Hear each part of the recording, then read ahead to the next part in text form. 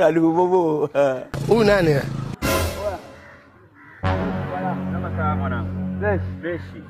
Kama kawaida. Naulizia kwa kina Pasopa. Kwa kina Pasopa.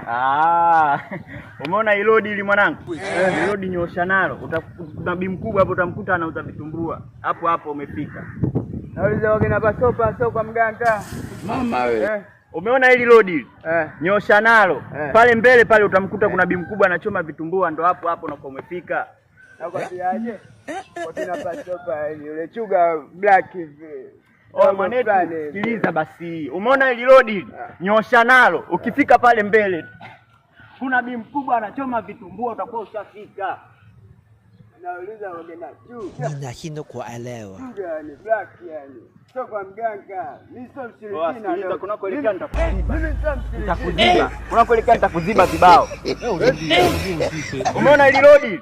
Pale utamkuta bi mkubwa anachoma vitumbua na kwa ushafika. Wewe mbona mgumu kuelewa mwanetu? Udaza miausho mwanangu. Kauliza kwa kina Pasopa pale, si unajua? Namuelekeza kuna bi mkubwa anachoma vitumbua na kwa umefika anasema sijui kwa mganga. Umeona hapo dada wananchi.